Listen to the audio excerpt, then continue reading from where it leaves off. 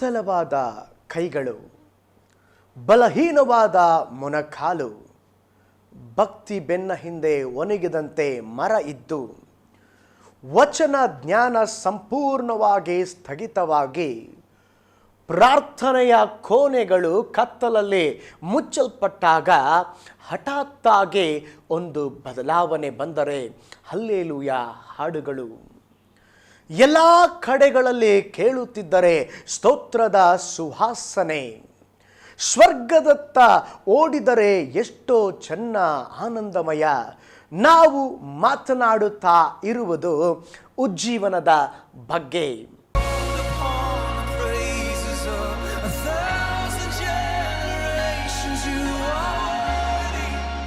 ಪ್ರತಿ ತಲೆಮಾರಿನಲ್ಲೂ ಉಜ್ಜೀವನಗಳು ನಡೆದಿವೆ. ಅವು ಇತಿಹಾಸದ ಹಾದಿಯನ್ನು ಬದಲಾಯಿಸಿದ ಪವಿತ್ರಾತ್ಮನ ಬೃಹತ್ ಚಲನೆಗಳು.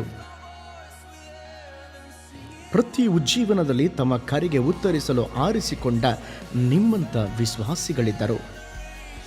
ಅವರು ಆ ಪೀಳಿಗೆಗೆ ಒಂದು ಉದಾಹರಣೆಯಾದರು.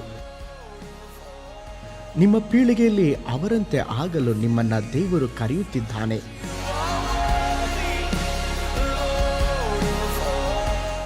ಅಳಿಯುತ್ತಿರುವ ಸಭೆಗೆ ಉಜ್ಜೀವನವೇ ಉತ್ತರ. ಸಮಾಜದಲ್ಲಿನ ದುಷ್ಟತನಗಳಿಗೆ ಉಜ್ಜೀವನವೇ ಔಷಧಿ. ವೈರಿಗೆ ಉಜ್ಜೀವನವೇ ಗುಂಡೇಟು. ಮುಳುಗುತ್ತಿರುವ ಸಭೆಗೆ ಉಜ್ಜೀವನವೇ ಜೀವನೌಕೆ. ಇತಿಹಾಸದಲ್ಲಿ ಉಜ್ಜೀವನವು ಸತ್ಯವಾಗಿತ್ತು. ಅದು ಹಳೆ ಒಡಂಬಡಿಕೆ ಸಮಯದಲ್ಲಿ ಇದ್ದಿತ್ತು, ಹೊಸ ಒಡಂಬಡಿಕೆ ಸಮಯದಲ್ಲೂ ಇರುವುದು. ಉಜ್ಜೀವನವು ತನ್ನ ಜನರಿಗೆ ದೇವರು ನೀಡುವ ಆಶೀರ್ವಾದವಾಗಿದೆ. ಉಜ್ಜೀವನವು ದೇವರ ವಾಗ್ದಾನವಾಗಿದೆ. ಉಜ್ಜೀವನವು ನವೀಕರಣವಾಗಿದೆ. ಉಜ್ಜೀವನವು ಹೊಸ ಜೀವಿತವಾಗಿದೆ. ಉಜ್ಜೀವನವು ಪುನರ್ಸ್ಥಾಪನೆಯಾಗಿದೆ. ಉಜ್ಜೀವನವು ಅಳಿಯುತ್ತಿರುವ ಸಭೆಯನ್ನು ಪುನಶ್ಚೇತನಗೊಳಿಸುತ್ತದೆ. ಕಳಂಕಿತವಾಗಿರುವ ಸಭೆಯನ್ನು ಉಜ್ಜೀವನವು ಪರಿಶುದ್ಧಗೊಳಿಸುತ್ತದೆ. ನಿರ್ಬಲವಾಗಿರುವ ಸಭೆಯನ್ನು ಉಜ್ಜೀವನವು ಬಲಪಡಿಸುತ್ತದೆ. ದೌರ್ಬಲ್ಯವಾಗಿರುವ ಸಭೆಯನ್ನು ಉಜ್ಜೀವನವು ಪುನಶ್ಚೇತನಗೊಳಿಸುತ್ತದೆ. ಉಜ್ಜೀವನವು ಬೆಂಕಿಯಾಗಿದೆ. ಅದು ಉಳಿಯುತ್ತದೆ, ಹರಡುತ್ತದೆ, ಮಾಂಸವನ್ನು ದಹಿಸುತ್ತದೆ, ಆತ್ಮವನ್ನು ಚುರುಕುಗೊಳಿಸುತ್ತದೆ, ಸಭೆಯನ್ನು ದೇವರಿಗಾಗಿ ಹತ್ತಿ ಉರಿಯುವಂತೆ ಮಾಡುತ್ತದೆ. ವ್ಯಕ್ತಿಗೆ, ಸಭೆಗೆ, ಸಮಾಜಕ್ಕೆ, ರಾಷ್ಟ್ರಕ್ಕೆ ಮತ್ತು ಇಡೀ ಪ್ರಪಂಚಕ್ಕೆ ಉಜ್ಜೀವನವು ಅವಶ್ಯಕವಾಗಿದೆ.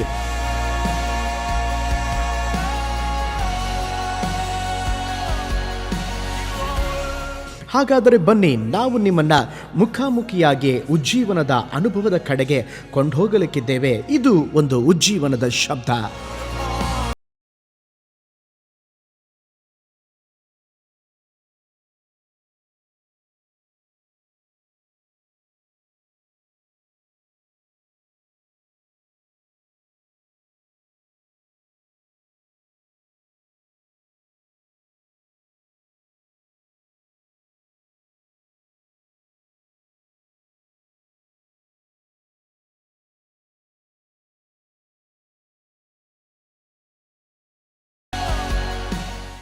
ಉಜ್ಜೀವನ ಎಂಬ ಈ ಹೊಸ ಕಾರ್ಯಕ್ರಮಕ್ಕೆ ನಿಮ್ಮೆಲ್ಲರಿಗೂ ಸ್ವಾಗತ.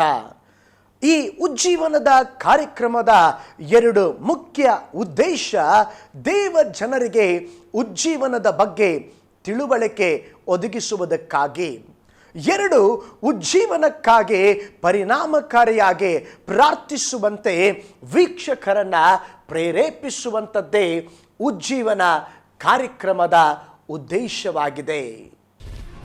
ಒಂದು ಪ್ರದೇಶದಲ್ಲಿ ಅನೇಕ ಜನರು ಒಂದೇ ಸಮಯದಲ್ಲಿ ದೇವರ ಅಸಾಧಾರಣವಾದ ಪ್ರಸನ್ನತೆಯನ್ನು ಅನುಭವಿಸುವ ಘಟನೆ ಅಥವಾ ಘಟನೆಗಳ ಸರಣಿಗಳೇ ಉಜ್ಜೀವನ.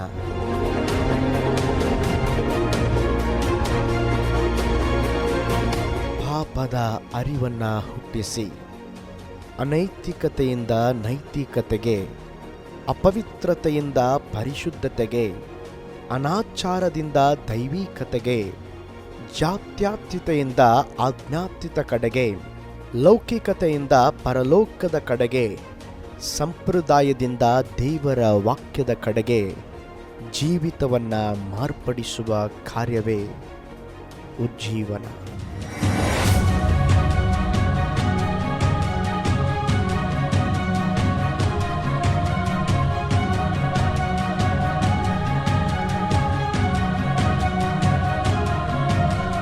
ಉಜ್ಜೀವನವು ಪ್ರಾರ್ಥನೆಯನ್ನ ಹಿಂಬಾಲಿಸುತ್ತದೆ. ಪ್ರಾರ್ಥನೆಯು ಉಜ್ಜೀವನವನ್ನ ಹಿಂಬಾಲಿಸುತ್ತದೆ. ಪ್ರಾರ್ಥನೆಯು ಉಜ್ಜೀವನವನ್ನ ತರುತ್ತದೆ. ಉಜ್ಜೀವನವು ಪ್ರಾರ್ಥನೆಯನ್ನ ಹೆಚ್ಚುವಂತೆ ಮಾಡುತ್ತದೆ. ಪ್ರಾರ್ಥನೆಯು ಉಜ್ಜೀವನದಿಂದ ಉಂಟಾಗುತ್ತದೆ. ಹೀಗೆ ಪ್ರಾರ್ಥನೆ ಮತ್ತು ಉಜ್ಜೀವನ ಒಟ್ಟೊಟ್ಟಿಗೆ ಚಲಿಸುವಂತದ್ದಾಗಿದೆ. ಉಜ್ಜೀವನವು ಅಳಿಯುತ್ತಿರುವ ಸಭೆಯನ್ನ ಪುನಶ್ಚೇತನಗೊಳಿಸುತ್ತದೆ. ಕಳಂಕತ ಇರುವಂತ ಸಭೆಯನ್ನ ಉಜ್ಜೀವನವು ಪರಿಶುದ್ಧಗೊಳಿಸುತ್ತದೆ. ನಿರ್ಬಲವಾಗಿರುವಂತ ಸಭೆಯನ್ನ ಉಜ್ಜೀವನವು ಬಲಪಡಿಸುವಂತದ್ದಾಗಿದೆ. ದೌರ್ಬಲವಾಗಿರುವಂತ ಸಭೆಯನ್ನ ಉಜ್ಜೀವನವು ಪುನಶ್ಚೇತನಗೊಳಿಸುತ್ತದೆ. ಉಜ್ಜೀವನವು ಬೆಂಕಿಯಾಗಿದೆ, ಅದು ಉಳಿಯುತ್ತದೆ, ಅದು ಹರಡುತ್ತದೆ, ಅದು ಮಾಂಸವನ್ನ ದಹಿಸುತ್ತದೆ, ಆತ್ಮವನ್ನ ಚುರುಕುಗೊಳಿಸುತ್ತದೆ, ಸಭೆಯನ್ನ ದೇವರಿಗಾಗಿ ಹತ್ತಿ ಉರಿಯುವಂತೆ ಮಾಡುವುದೇ ಉಜ್ಜೀವನವಾಗಿದೆ. ಉಜ್ಜೀವನವು ಪ್ರವಾಹದಂತೆ ಇದ್ದಕ್ಕಿದ್ದಂತೆ ಬರುವಂತದ್ದಾಗಿದೆ. ಅದು ಉಕ್ಕಿ ರಭಸದಿಂದ ಹರಿದು ಮುಂದೂಡುತ್ತದೆ. ಅದು ಬೇರು ಸಮೇತವಾಗಿ ಕೀಳುತ್ತದೆ. ಅದು ತಲೆ ಕೆಳಗಾಗುವಂತೆ ಮಾಡುತ್ತದೆ. ಅದು ತೊಳೆಯುತ್ತದೆ, ಶುಭ್ರ ಮಾಡುತ್ತದೆ, ಅದು ಭಯಪಡಿಸುತ್ತದೆ, ಅದು ನಾಶಗೊಳಿಸುತ್ತದೆ. ಉಜ್ಜೀವನವು ಮಳೆಯಾಗಿದೆ, ಅದು ಸುರಿಯುತ್ತದೆ, ಅದು ತೋಯಿಸುತ್ತದೆ, ತುಂಬುತ್ತದೆ, ಕರಗಿಸುತ್ತದೆ, ಅದು ನೀರಾವರಿಗೊಳಿಸುತ್ತದೆ, ಅದು ಫಲ ಕೊಡುವಂತೆ ಮಾಡುತ್ತದೆ. ಪ್ರೀತಿಯ ದೇವ ಮಕ್ಕಳೇ, ನಾವು ಉಜ್ಜೀವನದ ಕುರಿತಾಗಿ ತಿಳಿದುಕೊಳ್ಳುವ ಮುನ್ನ ಉಜ್ಜೀವನ ರಿವೈವಲ್ ಅನ್ನೋ ಪದದ ಕುರಿತಾಗಿ ಅದು ಯಾವ ಭಾಷೆಯಿಂದ ಬಂದದ್ದು ಎಂಬುದಾಗಿ ನೋಡೋಣ. ಚೀಯೋನಿನಲ್ಲಿ ಧರ್ಮವು ಪ್ರಕಾಶಗೊಳ್ಳುವ ತನಕ, ಯೆರೂಸಲೇಮಿನ ರಕ್ಷಣೆಯು ದಿವಿಟಿಗೆಯಂತೆ ಪ್ರಜ್ವಲಿಸುವವರೆಗೆ ನಾನು ಮೌನವಾಗಿರದೆ ಚೀಯೋನಿನ ಹಿತವನ್ನ ಲಕ್ಷಿಸುತ್ತಿರುವೆನು. ಕರ್ತನು ಉಜ್ಜೀವನಕ್ಕಾಗಿ ಉತ್ಕಟಾಭಿಮಾನ ಹೊಂದಿದ್ದಾನೆ ಎಂಬುದನ್ನು ದೇವ ಮಗುವೆ ನೀನು ಮರೆಯಬೇಡ. ಉಜ್ಜೀವನಕ್ಕೆ ಕರ್ತನು ಸಿದ್ಧನಾಗಿದ್ದಾನೆ, ನೀನು ಸಿದ್ಧವೇ?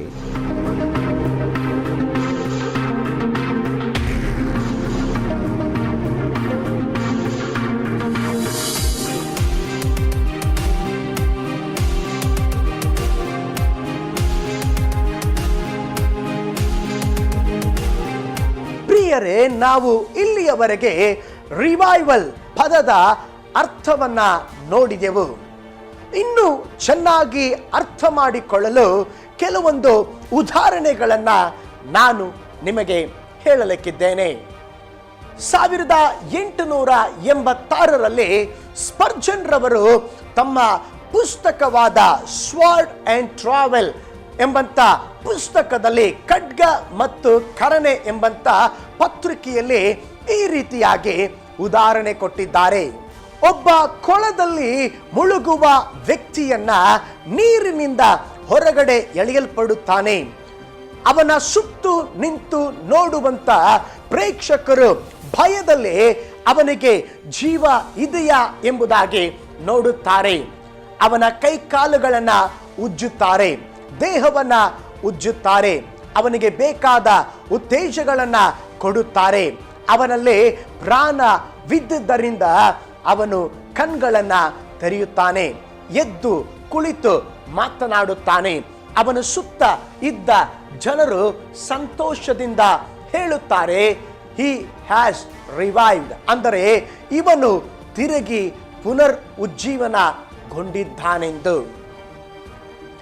ಎರಡನೇದಾಗಿ ನಿಮ್ಮೊಂದಿಗೆ ನಾನು ಹೇಳುವಂತ ಉದಾಹರಣೆ, ಒಬ್ಬ ಯುವತಿ ಪ್ರಜ್ಞೆ ಕಳೆದುಕೊಂಡ ಸ್ಥಿತಿಯಲ್ಲಿ ಸ್ವಲ್ಪ ಹೊತ್ತಿನ ನಂತರವಾಗಿ ಅವಳಿಗೆ ಪ್ರಜ್ಞೆ ಬಂದರೆ ನಾವು ಹೇಳುತ್ತೇವೆ ಶಿ ರಿವೈವ್ಸ್, ಅಂದರೆ ಅವಳು ಪುನರ್ ಜೀವಿಸುತ್ತಿದ್ದಾಳೆ.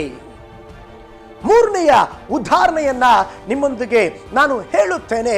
ಒಬ್ಬ ವ್ಯಕ್ತಿ ಸಾವಿನ ಹಾಸಿಗೆಯ ಮೇಲೆ ಇದ್ದು, ಸಾವಿನ ಅಂಚಿನಲ್ಲಿ ಇದ್ದು ಹಠಾತ್ತಾಗಿ ಅವನ ಜೀವದ ದ್ವೀಪ ಅದ್ಭುತವಾಗಿ ಹೆಚ್ಚಿನ ಬೆಳಕಿನೊಟ್ಟಿಗೆ ಬೆಳಗಿಸಲ್ಪಟ್ಟರೆ ಅವನ ಸುತ್ತ ಇರುವವರು ಹೇಳುತ್ತಾರೆ ಹಿ ರಿವೈವ್ಸ್, ಅವನು ಪುನರ್ ಉಜ್ಜೀವನಗೊಂಡಿದ್ದಾನೆ.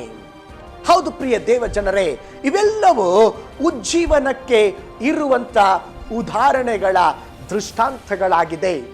ಪ್ರೀತಿಯ ಸ್ನೇಹಿತರೆ, ಇಲ್ಲಿಯವರೆಗೆ ಉಜ್ಜೀವನದ ಕುರಿತಾಗಿ ಅನೇಕ ಉದಾಹರಣೆಗಳನ್ನ ನೋಡುತ್ತಿದ್ದೀರಿ.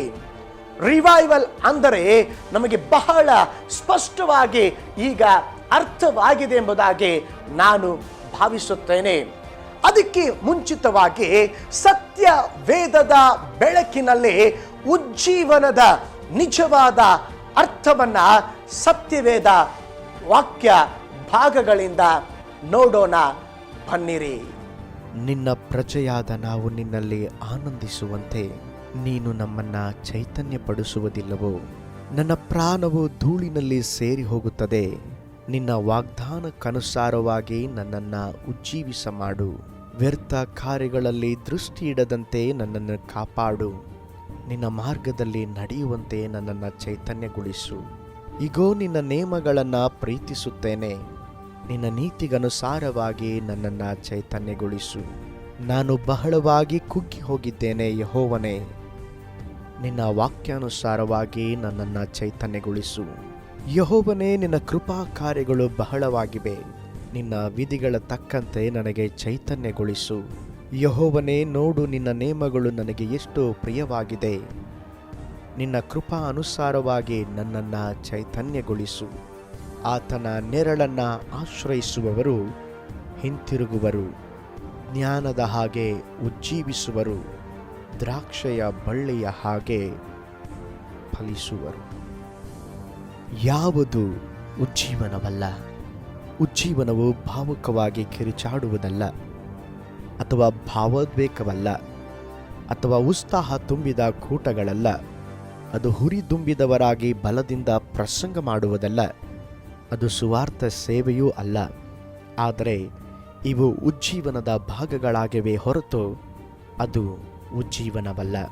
ಉಜ್ಜೀವನ ಬರುವಾಗ ಭಾವುಕರಾದ ಉದ್ಧಾರಗಳು, ಶಬ್ದಗಳು, ಪ್ರಾರ್ಥನಾ ಕೂಟಗಳು, ಉಪವಾಸಗಳು, ಸುವಾರ್ಥ ಸೇವೆ ಮುಂತಾದವು ನಡೆಯುತ್ತದೆ. ಉಜ್ಜೀವನ ಇಲ್ಲದೆಯೂ ಈ ಕಾರ್ಯಗಳು ನಡೆಯುತ್ತವೆ. ಮತಾಂಧರು ಮತ್ತು ಅನಾಗರಿಕ ಆರಾಧಕರು ಉದ್ವೇಗದ ಸ್ಥಿತಿಗೆ ಹೋಗಿ ತಡೆಯಲಾಗದ ಭಾವೋದ್ವೇಗಗಳನ್ನು ತೋರುತ್ತಾರೆ. ಅದು ಉಜ್ಜೀವನ ಅಲ್ಲ.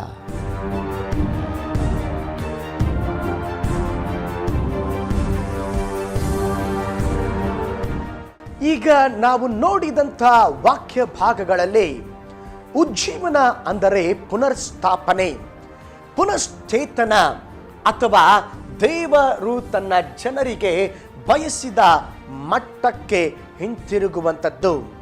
ಆದರೆ ಇಲ್ಲಿ ಉಜ್ಜೀವನದ ಅರ್ಥ ಯಥಾರ್ಥವಾಗಿ ನೋಡುವುದಾದರೆ ತಪ್ಪಾದ ಮಾರ್ಗದಿಂದ, ಅನೀತಿಯಿಂದ, ಕಷ್ಟಗಳಿಂದ, ಹಿಂಜರುವಿಕೆಯಿಂದ, ನೋವು ಮತ್ತು ದುಃಖದಿಂದ ಅಧೋಗತಿಗೆ ಬಂದ ಜನರನ್ನ ಪುನರ್ಸ್ಥಾಪನೆ ಮಾಡುವುದೇ ಉಜ್ಜೀವನ ಪದದ ಅರ್ಥವಾಗಿದೆ.